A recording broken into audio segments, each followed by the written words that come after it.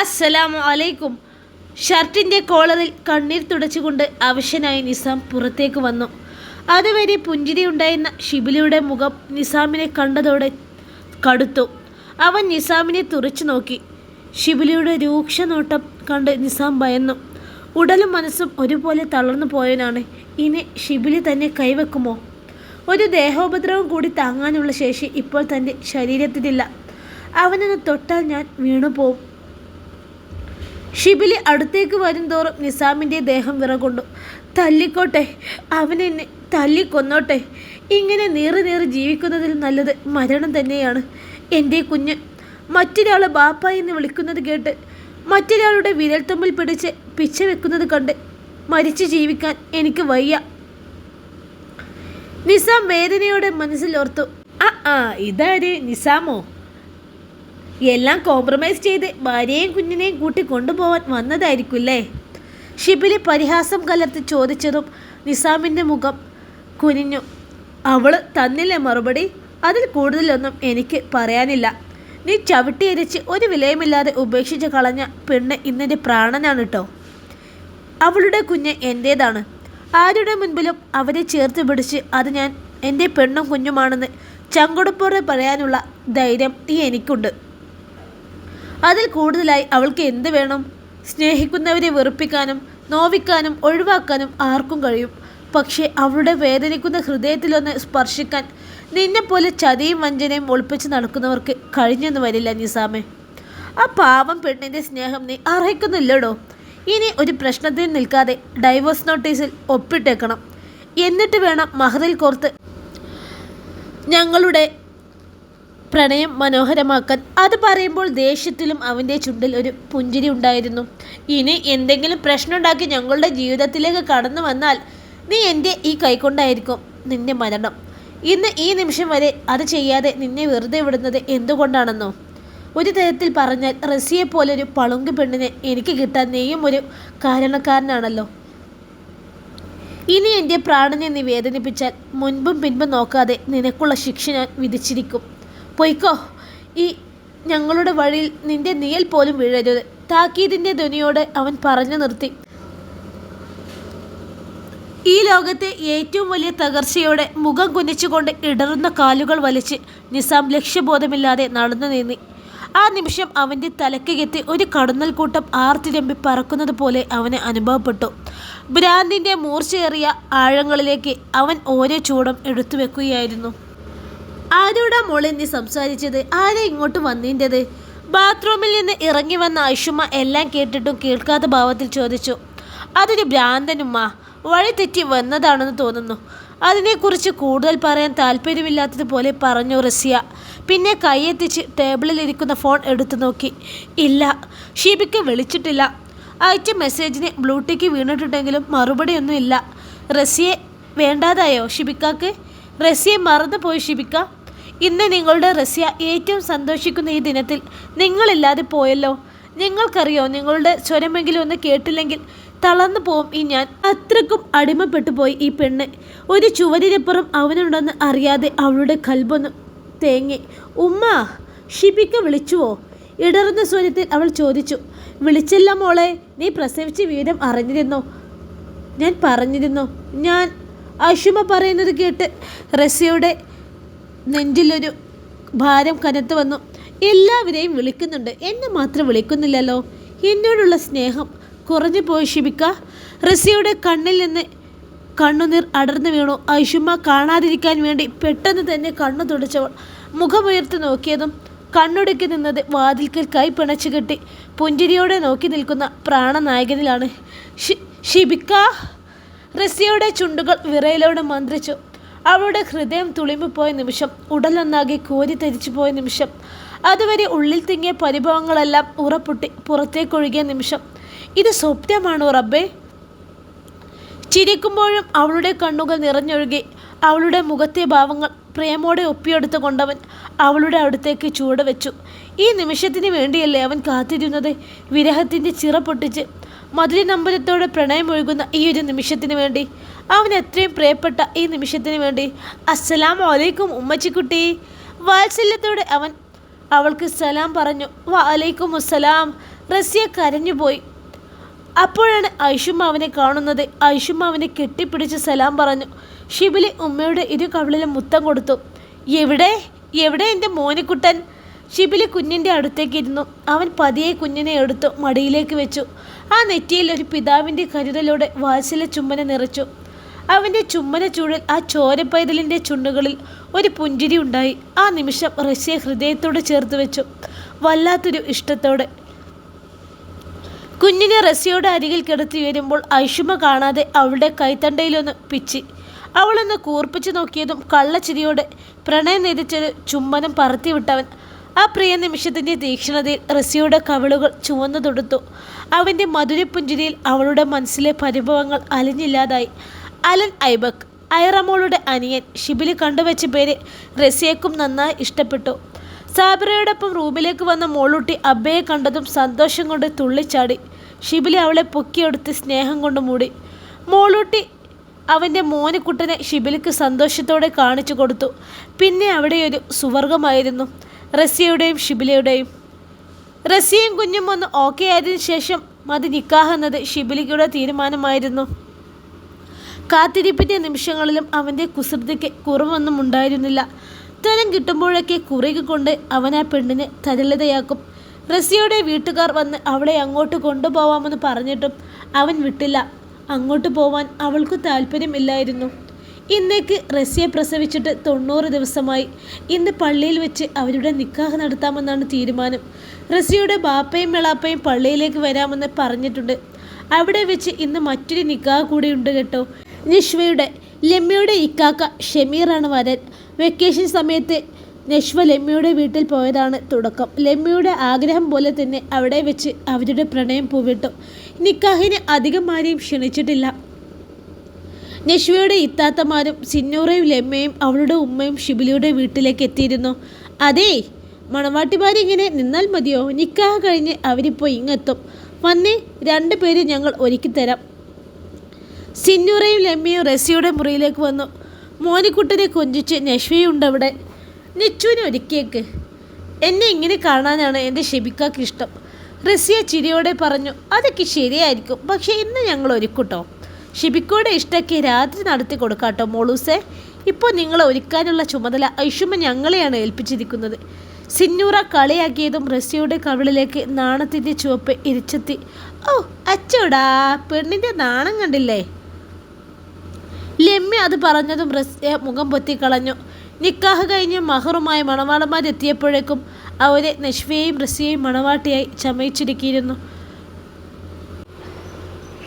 പെണ്ണിൻ്റെ മൊഞ്ച് കണ്ട് ഷിബിലിയുടെ മുഖം കൂടുതൽ വിടർന്നു. റസിയയുടെ കഴുത്തിലേക്ക് മഹർ അണയിക്കുന്നേരം ഷിബിലി മനസ്സ് നിറഞ്ഞ് റബ്ബിനെ സ്തുതിച്ചു.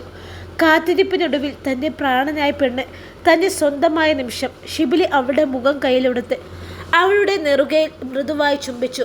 അവൻ്റെ കണ്ണിൽ നിന്നും അടർന്നു വീണ നീർത്തുള്ളി അവളുടെ ഹിജാബിനുള്ളിച്ചു. എൻ്റെയാണ്, എൻ്റെ മാത്രം. അവൻ്റെ ഹൃദയം മന്ത്രിച്ചു കൊണ്ടിരുന്നു. ദച്ചുവിൻ്റെ മണമുള്ള ഒരു ഇളങ്കാറ്റ് അവരെ തഴുകി തലോടെ അകന്നു. തൻ്റെ ദച്ചു അവിടെ എവിടെയോ നിന്ന് പുഞ്ചിരിക്കുന്നത് പോലെ ഷിബിലിക്ക് തോന്നി. അബ്ബ മേമിക്ക് മഹർ അണിയിക്കുന്നത് കണ്ട് മോളൂട്ടി കൈകൊട്ടി ചിരിച്ച് തുള്ളിച്ചാടി. സാബിത്തയുടെ കയ്യിലിരുന്ന് മോനുകുട്ടൻ അവരെ നോക്കി പുഞ്ചിരിച്ചു. ഉമ്മ പറയുന്ന കഥ ആവേശത്തോടെ കേൾക്കുമ്പോഴാണ് ഐഷുവിൻ്റെ ഫോൺ ശബ്ദിച്ചത്. ഇലാൻ. സ്ക്രീനിൽ തെളിഞ്ഞ പേര് റസിയയും കണ്ടു. ഫോൺ എടുത്ത് സംസാരിക്കേണ്ട ഐഷു. ഛേ, ഈ ചെക്കനെ വിളിക്കാൻ കണ്ട നേരം ഉമ്മാൻ്റെ കഥ മുഴുവനും കേട്ടില്ല, കഴിഞ്ഞിട്ടില്ല. ഐഷു കിട്ടിയോ ഞാൻ സമയത്ത് വിളിച്ചത് ഇഷ്ടമാകാതെ നീരസത്തോടെ പറഞ്ഞു. റസിയയ്ക്ക് ചിരി വന്നു. കഥ അത്രയേ ഉള്ളൂടി, ബാക്കിയുള്ള കഥയാണെന്ന് എൻ്റെ ഷിബിക്ക എനിക്ക് തന്ന സമ്മാനം. റസിയ ചിരിച്ചു. ഐഷ ബത്തൂൽ. ഷിബിലയുടെയും റസിയയുടെയും പ്രണയവല്ലരയിൽ വിരിഞ്ഞ പൂമുട്ട് അത് നീയാണ്. അപ്പോൾ ഫസ്റ്റ് നൈറ്റ് ഉമ്മച്ചി അതോട് പറയാമായിരുന്നു കേട്ടോ. ഐഷു കണ്ണിറക്കി ചിരിച്ചു. ദേ പെണ്ണേ, നീ എൻ്റെ കയ്യിൽ നിന്ന് വാങ്ങിക്കൂട്ടോ. ആ ചെക്കനെ ദേഷ്യം പിടിപ്പിക്കാതെ ആ ഫോൺ എടുത്ത് സംസാരിച്ചേ. പൊട്ടി വന്ന നാണം കപടദേശം കൊണ്ട് മറച്ചു പറഞ്ഞു റസിയ. ഷോ, നല്ലൊരു മൂഡിൽ കേട്ട് വരികയായിരുന്നു. സാരില്ല ഉമ്മച്ചി, ബാക്കി രാത്രി പറഞ്ഞാൽ മതി. റസിയ അവളെ അടിക്കാനായി കൈ ഉയർത്തിയതും ഐഷു ഫോൺ എടുത്തുകൊണ്ട് അവിടെ നിന്നും ഓടിപ്പോയി. നമ്മുടെ മോള് പറഞ്ഞത് കേട്ടില്ലേ ഷിബിക്ക? അവൾക്ക് നമ്മുടെ ആദ്യ രാത്രി അറിയണം പോലും. വാർദ്ധക്യത്തിൻ്റെ അവശതയിലും റസിയ നാണത്തോടെ ചിരിച്ചു. ആദ്യ രാത്രി റസിയ അത് നാണത്തോടെ ഓർത്തു. അന്ന് മോളൂട്ടിയെയും മോനുകുട്ടനെയും ഉറക്കുന്ന ഉത്തരവാദിത്തം ഷിബിലി നേരത്തെ ഏറ്റെടുത്തിരുന്നു. കുഞ്ഞുങ്ങൾ ഉറങ്ങിയിട്ടും പെണ്ണിനെ മണിയറയിലേക്ക് കാണുന്നില്ല. കാത്തുകാത്ത് ക്ഷമ നശിച്ചൊരുവൻ അടുക്കളയിലേക്ക് വന്നു നോക്കുമ്പോൾ പെണ്ണുണ്ട് ഐഷുമ്മയോടൊപ്പം മുട്ടിത്തിരിഞ്ഞ് അടുക്കളയിൽ നിൽക്കുന്നു. ഈ പെണ്ണിത്!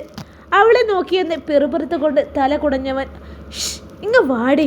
അവൻ കൈയും കാലും കാണിച്ച് വിളിക്കുന്നത് കണ്ട് വരില്ലെന്ന് തല അനക്കിയവൾ.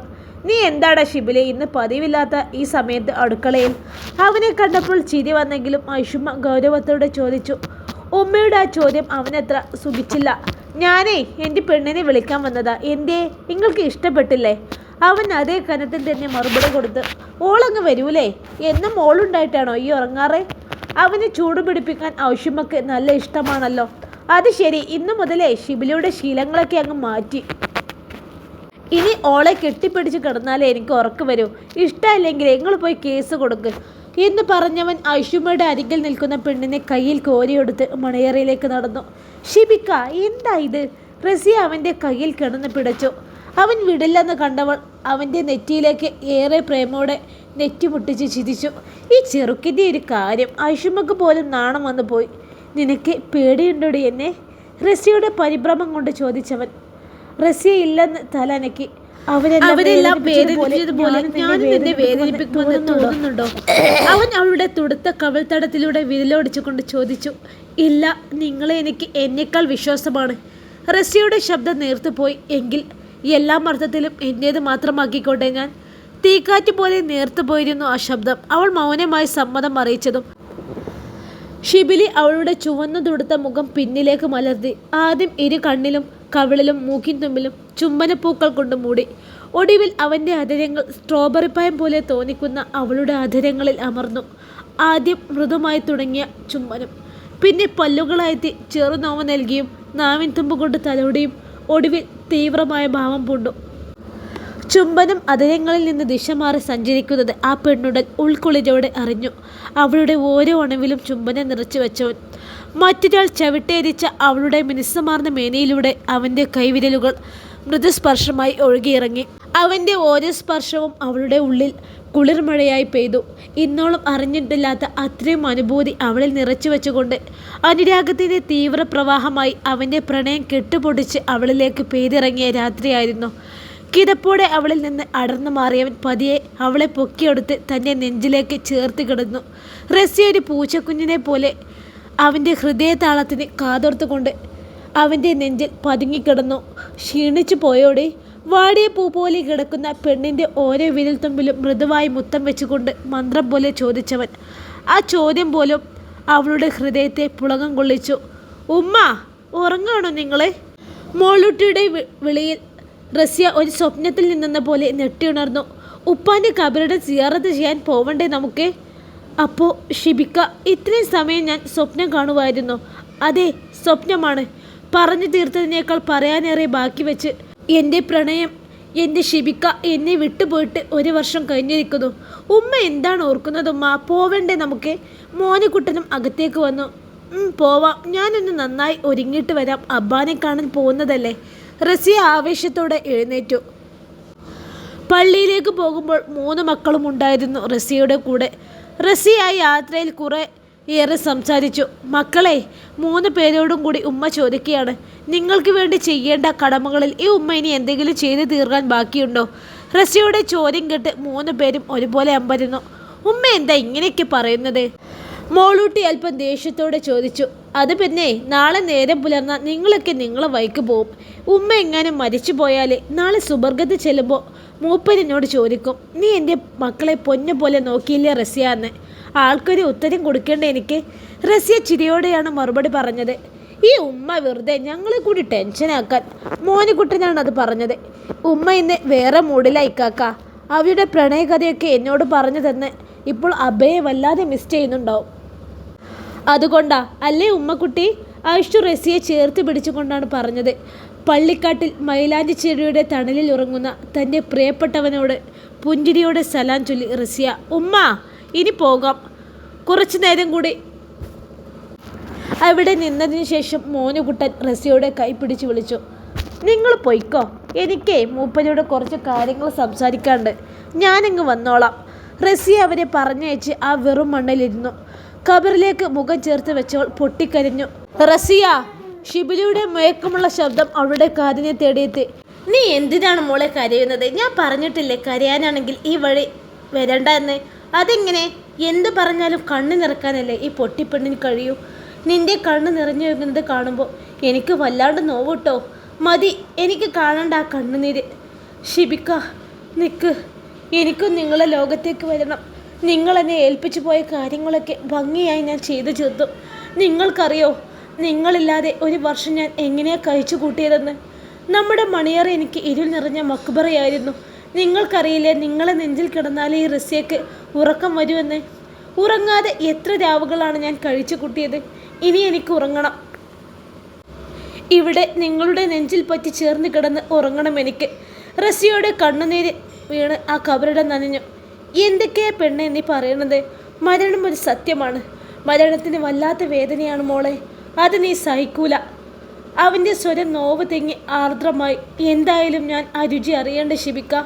നിങ്ങളോടുള്ള എൻ്റെ പ്രണയം കൊണ്ട് ഞാൻ ആ വേദനയെ തോൽപ്പിച്ചു കളഞ്ഞോളാം. എനിക്ക് ഈ നിമിഷം മരിക്കണം. എന്നിട്ട് എൻ്റെ ഇണക്കുരുവിയോടൊപ്പം സുബർഗത്തിന് മുകളിലൂടെ പാറിപ്പറിക്കണം എനിക്ക്. നിങ്ങൾ എന്നെ കൊണ്ടുപോവില്ലേ ഷിബിക്ക? ഇടർച്ചയോടെ അവൾ ചോദിക്കുമ്പോൾ അവൻ്റെ ഹൃദയം നനഞ്ഞു. ഉമ്മ, മതി, പോവാം. കുറേ നേരമായില്ലേന്ന്. വരി, പോവാം നമുക്ക്. ഐഷു വന്ന് കബറിന് പുണർന്നു കിടക്കുന്ന ഉമ്മയെ തട്ടി വിളിച്ചു. റസിയ അനങ്ങിയില്ല. ഉമ്മ, എണീക്കുമ്മ. ഈ ഉമ്മ എന്താ എണീക്കാത്തത്? ഉമ്മ! ഐഷു റസിയെ കുലുക്കി നോക്കി. ഉമ്മ കണ്ണ് തുറക്കുന്നില്ല. ഐഷു റസിയുടെ മരവിച്ചു പോയ കൈ പിടിച്ചു നോക്കി. ഇക്കാക്ക, ഇക്കാക്ക വാ. ഉമ്മ എണീക്കുന്നില്ല. നമ്മളെ ഉമ്മയും ഉപ്പാൻ്റെ ലോകത്തേക്ക് പോയി ഇക്കാക്ക. ഐഷു മോനെക്കുട്ടൻ്റെ നെഞ്ചിലേക്ക് പൊട്ടിക്കരഞ്ഞുകൊണ്ട് വീണു. അതെ, റസിയ അവളുടെ പ്രിയപ്പെട്ടവൻ്റെ മാറിൽ തല ചേർത്ത് വെച്ച് ഇനി ഒരിക്കലും ഉണരാത്ത മയക്കത്തിലേക്ക് വഴുതി വീണിരിക്കുന്നു. പള്ളിക്കാട്ടിലെ മൈലാഞ്ചി ചെടികൾക്ക് കീഴെയുള്ള 6 അടി മണ്ണിൽ ഇനിയൊന്നും അവളുടെ പാതയായവൻ്റെ കൂടെ ഒന്നിച്ച് അന്തി ഉറങ്ങാം. അവൾക്ക് മക്കളുടെ വിങ്ങലുകൾ അവിടെ ഉയരുമ്പോൾ റസിയുടെ റൂഹ് അവൻ്റെ പാതിയായവൻ്റെ കൈ പിടിച്ച് ഏഴാനാകാശത്തേക്ക് പറന്നകർന്നു. മനുഷ്യർക്ക് ഇത്രയും ആഴത്തിൽ പ്രണയിക്കാൻ കഴിയുമോ? ഇൻഷാ അല്ലാഹ്, ഈ കഥ ഇവിടെ അവസാനിച്ചിരിക്കുന്നു. ഇനിയും നല്ല നല്ല കഥയുമായി വീണ്ടും കാണാം. എല്ലാവരും ചാനൽ ലൈക്ക് ചെയ്യുക, ഷെയർ ചെയ്യുക, സബ്സ്ക്രൈബ് ചെയ്യുക. അസ്സലാമു അലൈക്കും.